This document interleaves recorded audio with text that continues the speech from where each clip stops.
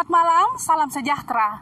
Saat ini kita berjumpa lagi dalam Lentera Malam Pujian dan Doa yang diadakan oleh Majelis Gereja Toraja Jemaat Rantepao dalam masa yang sulit ini untuk dapat berkumpul, tetapi kita merindukan firman Tuhan untuk menghidupkan iman kita.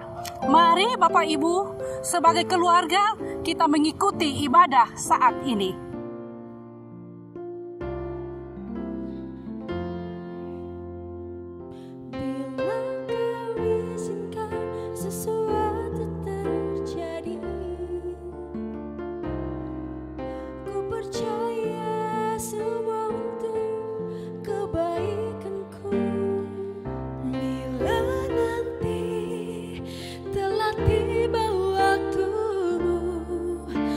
Percaya kuasa-Mu memulihkan hidupku.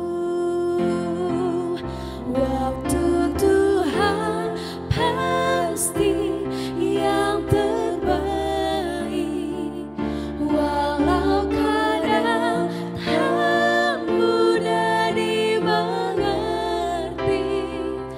Lewati cobaan percaya waktu Tuhan pasti yang terbaik.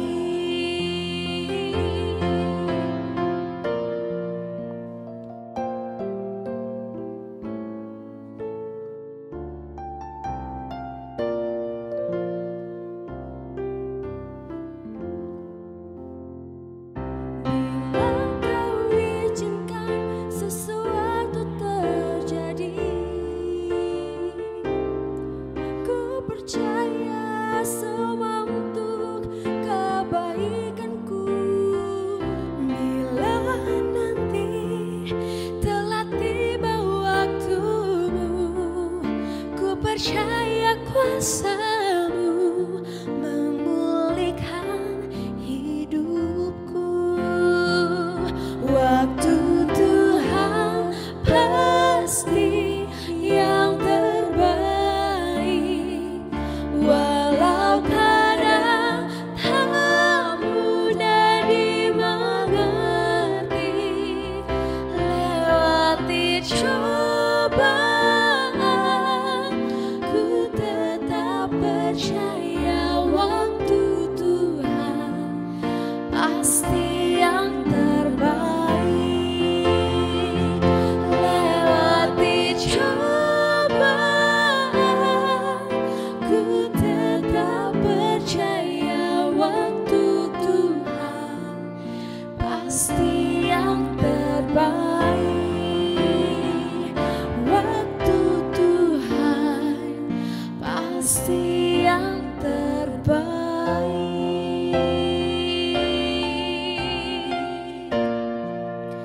Pasti yang terbaik.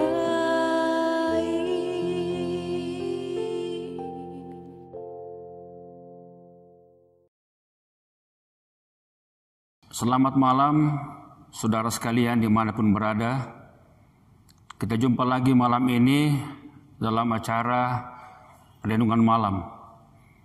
Semoga kita semua diberkati Tuhan lewat renungan ini.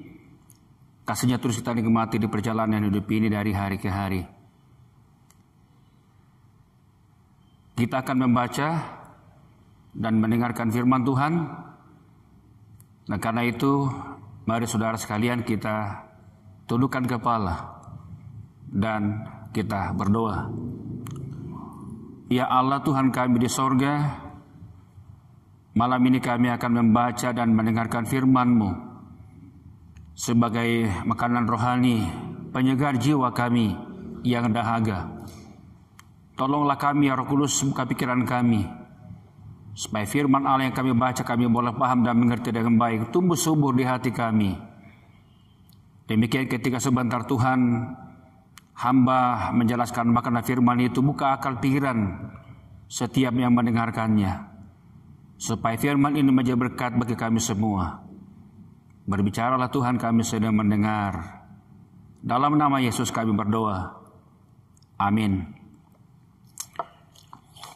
Firman Allah yang akan kita baca dan dengarkan bersama malam ini, saya persiapkan dari Kejadian pasal 45 ayat 1 sampai 8. Yusuf memperkenalkan dirinya kepada saudara-saudaranya. Ketika itu Yusuf tidak dapat menahan hatinya lagi di depan semua orang yang berdiri di dekatnya. Lalu berserulah ia, "Suruhlah keluar semua orang dari sini." Maka tidak ada seorang pun yang tinggal di situ bersama-sama Yusuf ketika ia memperkenalkan dirinya kepada saudara-saudaranya. Setelah itu menangislah ia keras-keras sehingga kedengaran kepada orang Mesir dan kepada seisi istana Firaun. Dan Yusuf berkata kepada saudara-saudaranya, "Akulah Yusuf. Masih hidupkah Bapak?" Tetapi saudara-saudaranya tidak dapat menjawabnya, sebab mereka takut dan menggemetar menghadapi dia.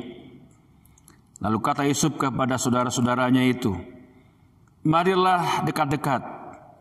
Maka mendekatlah mereka, katanya lagi, "Akulah Yusuf, saudaramu yang kamu jual ke Mesir. Tetapi sekarang janganlah bersusah hati dan janganlah menyesali diri karena kamu menjual aku ke sini. Sebab untuk memelihara kehidupanlah Allah menyuruh aku mendahului kamu. Karena telah 2 tahun ada kelaparan dalam negeri ini, dan selama 5 tahun lagi orang tidak akan membajak atau menuai. Maka Allah telah menyuruh aku mendahului kamu untuk menjamin kelanjutan keturunanmu di bumi ini dan untuk memelihara hidupmu, sehingga sebagian besar daripadamu tertolong. Jadi bukanlah kamu yang menyuruh aku ke sini, tetapi Allah, dialah yang menempatkan aku sebagai bapa bagi Firaun dan tuan atas seluruh istananya dan sebagai kuasa atas seluruh tanah Mesir." Demikian saudara-saudara firman Allah yang kita dengarkan malam ini. Kiranya kita semua terberkati olehnya. Kita coba beri perhatian pada ayat 7. "Maka Allah telah menyuruh aku mendahului kamu untuk menjamin kelanjutan keturunanmu di bumi ini dan untuk memelihara hidupmu, sehingga sebagian besar daripadamu tertolong." Salam sehat saudara sekalian. Di kota-kota besar kita menjumpai para pemulung. Mereka kemudian mengais sampah untuk mencari barang-barang bekas yang telah dibuang orang, seperti plastik, kaleng, kertas, dan besi tua yang tak berguna lagi. Barang-barang itu kemudian dikumpulkan, lalu kemudian jual demi mempertahankan hidup mereka. Barang-barang itu kemudian nantinya akan didaur ulang menjadi barang yang bernilai. Saat barang-barang itu ada di tong-tong sampah, memang tidak bernilai. Tapi ketika sudah didaur ulang, maka barang-barang itu menjadi sangat bernilai. Saudara-saudara, bukankah sebenarnya COVID-19 sementara kita alami ini,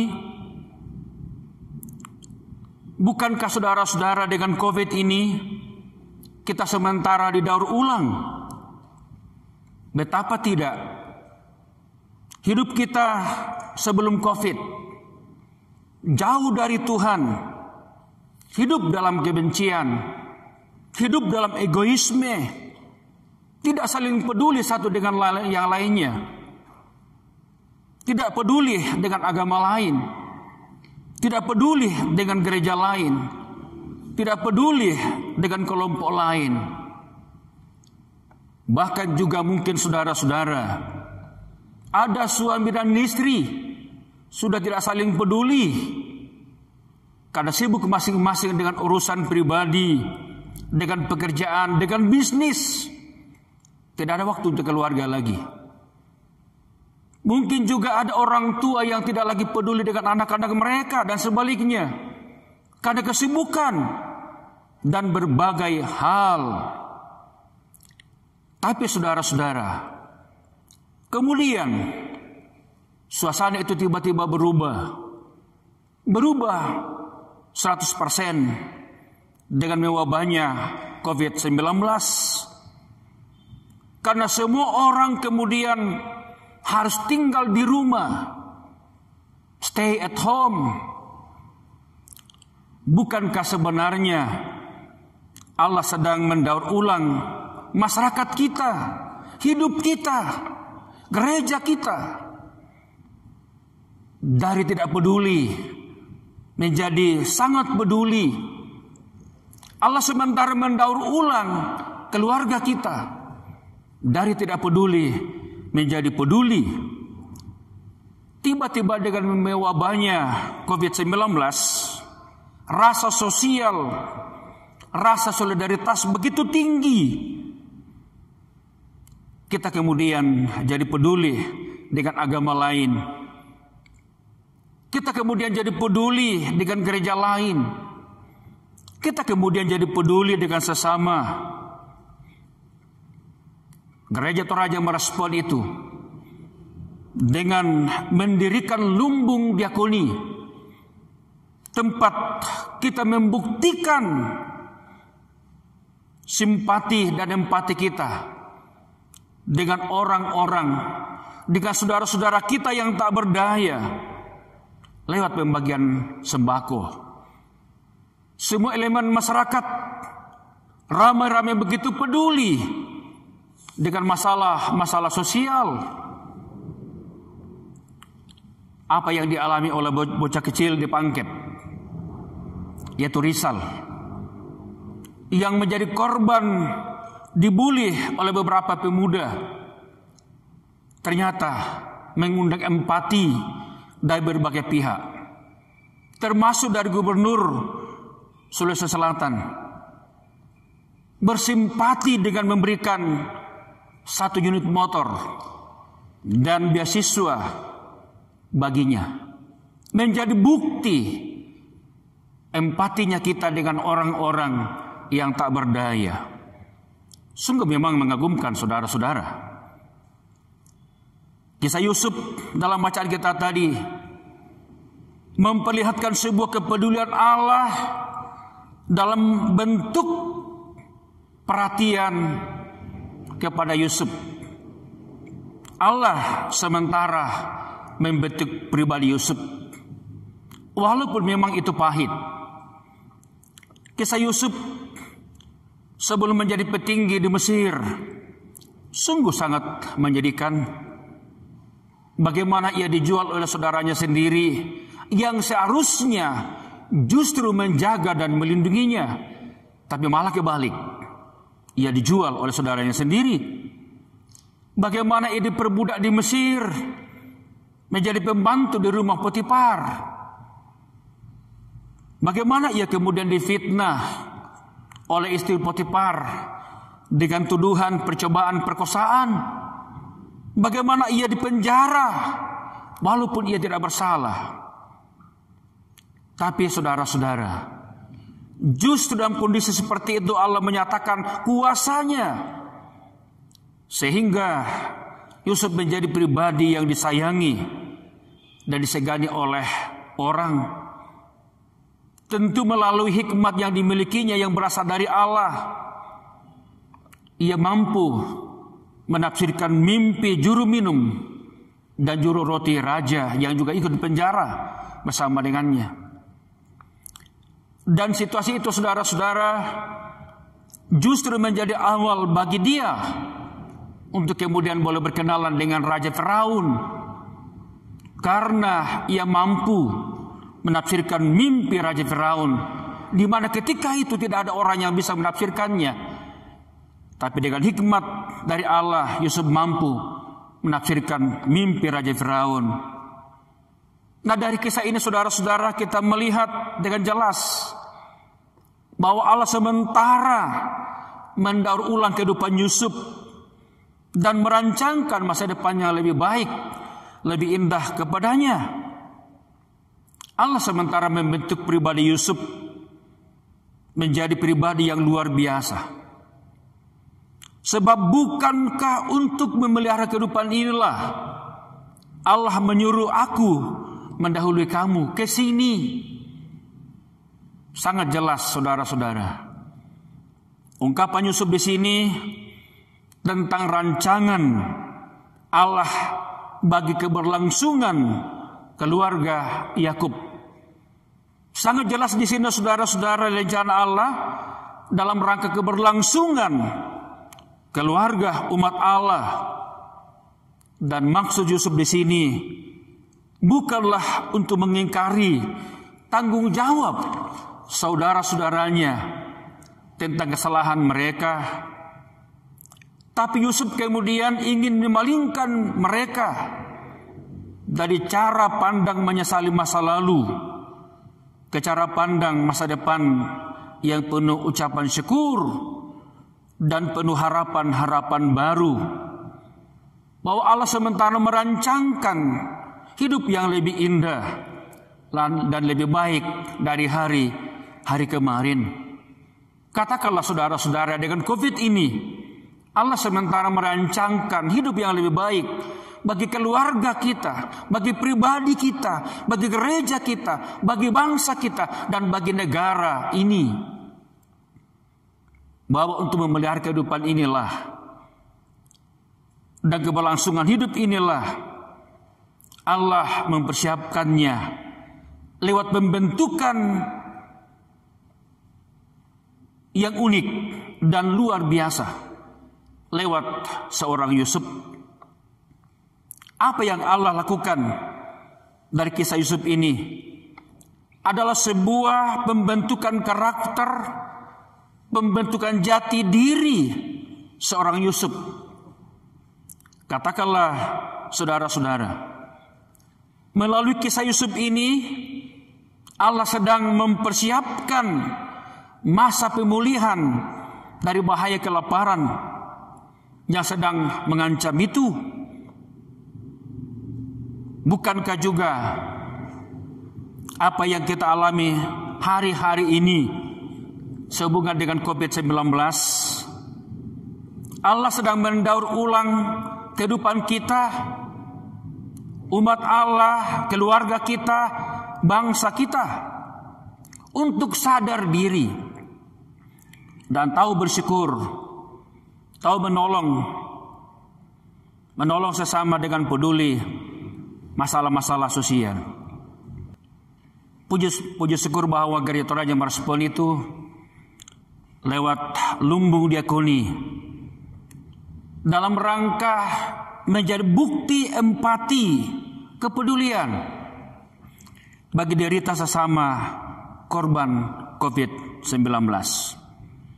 Nah, kali itu saudara-saudara, saya mengajak kita sekalian untuk bergandengan tangan memutus rantai COVID-19 ini, tentu dengan tetap menjaga jarak, memakai masker, dan selalu mencuci tangan dan belajar hidup bersih. Salam sehat, Tuhan memberkati kita semua. Amin.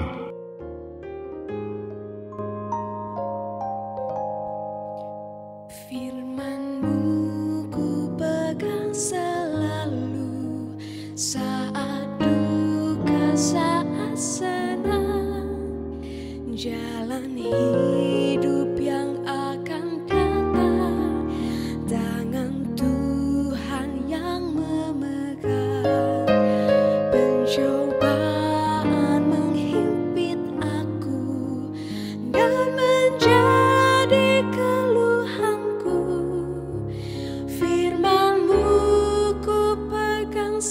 selalu. Sayapmu tempat berteduh, firman-Mu Tuhan ku pegang selalu. Hilanglah keraguanku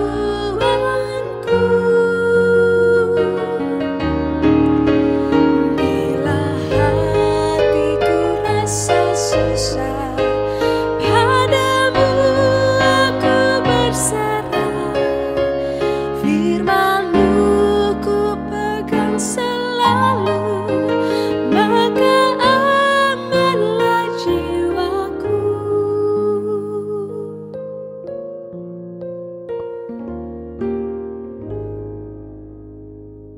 Mari saudara-saudara kita berdoa. Ya Tuhan, firman-Mu telah kami dengarkan bersama malam ini.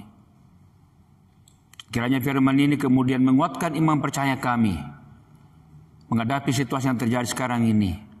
Dalam pengaminan, Allah sementara mendaur ulang kehidupan kami, pribadi kami, keluarga kami, masyarakat kami, gereja dan bangsa ini. Tuhan, tolonglah kami menghadapi hari-hari ke depan dengan percaya padamu. Tuhan, tolonglah kami, berkatilah tim Satgas Covid yang dibentuk dalam rangka melakukan penanganan, memberkati tim medis yang terus berupaya, berkati pemerintah kami juga terus memikirkan masalah-masalah ini. Dan Tuhan, tolonglah kami sekalian tumbuh rasa peduli dengan sesama yang membutuhkan uluran tangan kami lewat pemberian kasih. Berkati badan-badan, berkati tim-tim yang terus berupaya dalam rangka melakukan penanganan, pemberian sembako kepada saudara-saudara kami korban COVID-19. Berkati gereja-gereja, bergandengan tangan dengan pemerintah, terus memutus rantai COVID-19. Sehingga demikian COVID ini justru membuat iman kami semakin kuat, semakin dekat kepada Allah. Jaga kami dalam tidur malam ini. Kami tidur dengan sukacita dan harapan-harapan baru. Besok bangun dengan sukacita baru menyongsong hari yang baru. Memberkati seluruh keluarga kami dimanapun mereka berada. Ini doa kami kepadamu Tuhan. Permohonan kami bawa di dalam nama Yesus Tuhan kami. Haleluya. Amin. Demikian Lentera Malam dalam kidung pujian dan doa. Semoga Bapak Ibu terberkati. Selamat malam, salam sehat. Tuhan Yesus memberkati.